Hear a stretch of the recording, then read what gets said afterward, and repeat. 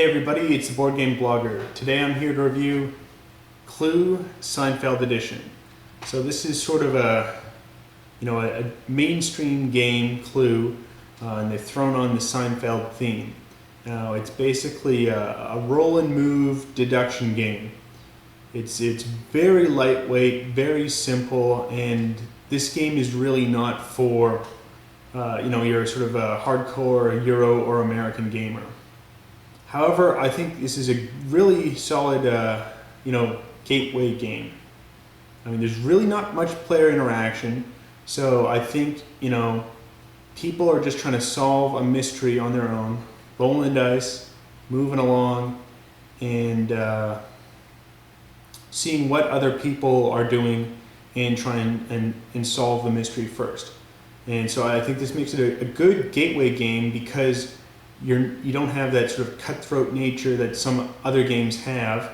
And in a gateway game, I think you want it to be very sort of lighthearted, no ability to betray anyone, and just keep things nice and light. It's not necessarily cooperative, but there's no real way to interfere with your opponent's plans, which I think is important in a gateway game. Now it's got that Seinfeld label on it.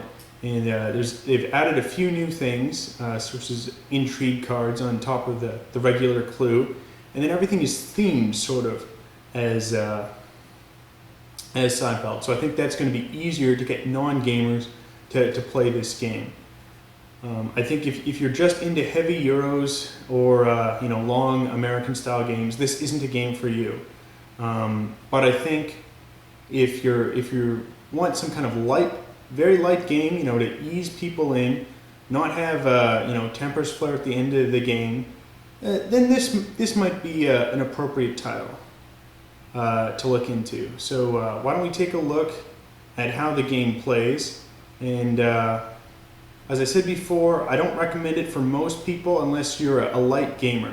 If you're new to gaming, this would be a good entry. If you want to play with others, or if you're just a Seinfeld fan and you want to sort of relive the laughs of the Seinfeld show. So anyway, time to look at the board, but first, question for the viewers out there.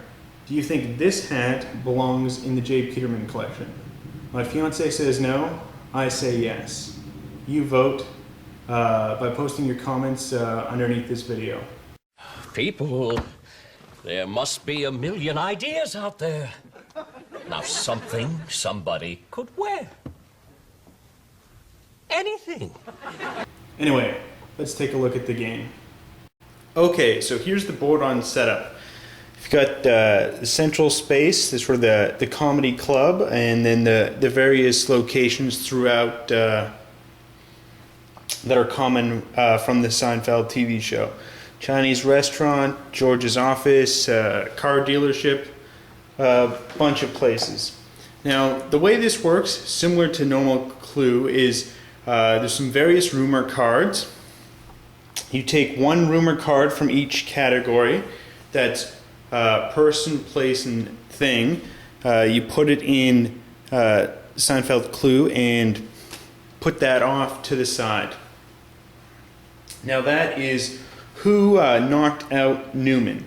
Which is sort of the premise of the game. Is Newman was distributing a newsletter that revealed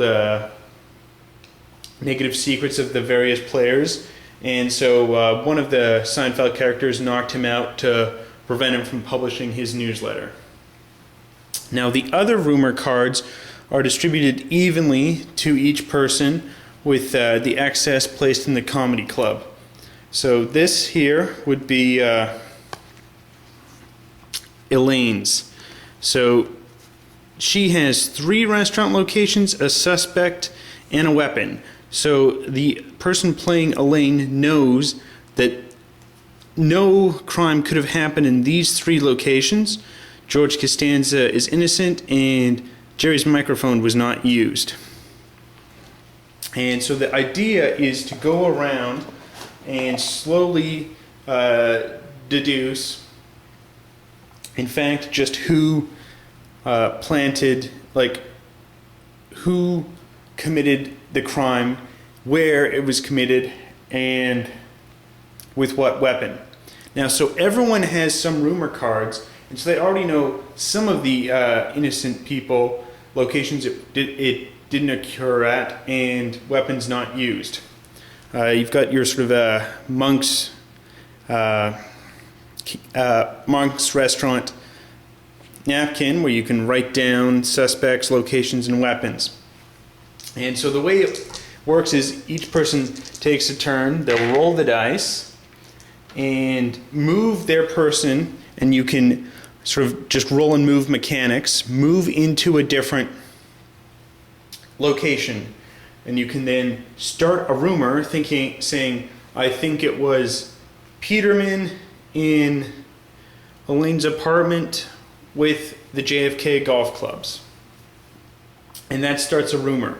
And then once you've started the rumor, someone has to disprove it. And that's the first player to your left. If they have one of the items in their hand and then can disprove the rumor, they reveal that to the player. And so this is sort of an important feature for the other players to be observing, as they can try and, know that, okay, maybe this rumor has been quelched. But, they might not know what particular item it is.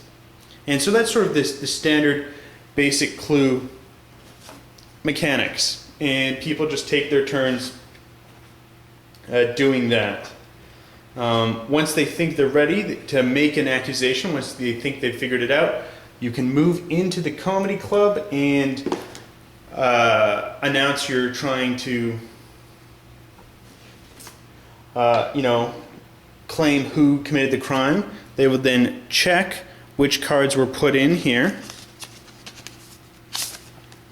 So we know it was at the car dealership, Kramer, and the cigar store, Indian. Let's say, however, didn't have that quite right. Thought it was Kramer, thought it was at the car dealership, but thought it was with the print label maker. And so wrong. Then the person who made that accusation is then knocked out of the game. That's, I think, one of the negative aspects in these kind of light games, is to have player elimination. I don't think that's the best mechanic, especially for a game this light. But there it is. What's neat about this Seinfeld thing is it adds on these intrigue cards. Now, intrigue cards can be triggered in a couple of ways. If you go on and end your turn on one of these question mark spaces, then you trigger an intrigue card and can grab it. If you're moved to a room because someone starts a rumor, if someone starts a rumor and says it was Jerry in the car dealership with the JFK golf clubs, then Jerry is moved to the dealership. Now, once that's done, Jerry can choose to draw an intrigue card or not. Now, why you would want to draw the intrigue cards is they give several different bonuses. You can, move anywhere, take a turn. However, they also have in here some of these clock cards. Now, there's 8 clock cards.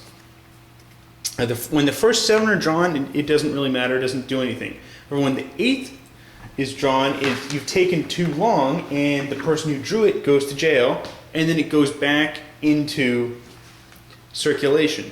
So, the intrigue cards can be helpful early on, but then very dangerous. So I mentioned the 2 ways they can occur. You can also roll the dice, and on one of these dice, instead of the 1, there is the intrigue symbol. So I think that's a nice added mechanic onto basic clue. You also have special player cards, and each person has a unique ability which can be used once in the game. Here, George can move to any room that does not have a secret passage.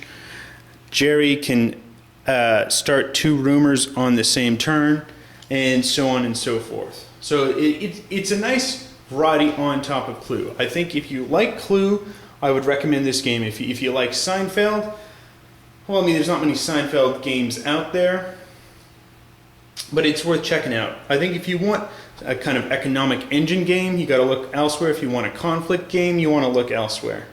But if you want a very light roll and move deduction style game, well, I think this accomplishes it. And I think for fans of Seinfeld, it's not Seinfeld Risk, but it's a Seinfeld game. I can't think. It's all this noise. Or is it because I've built a stronghold around Greenland? I've driven you out of Western Europe, and I've left you teetering on the brink of complete annihilation. I'm not beaten yet. I still have armies in the Ukraine. The Ukraine. You know what the Ukraine is? It's a sitting duck. A road apple, Newman. The Ukraine is weak. It's feeble. I think it's time to put the hurt on the Ukraine. I come from Ukraine. You not say Ukraine weak? Yeah, well, we're playing a game here, pal. Ukraine is came to you? How about I take your little boras?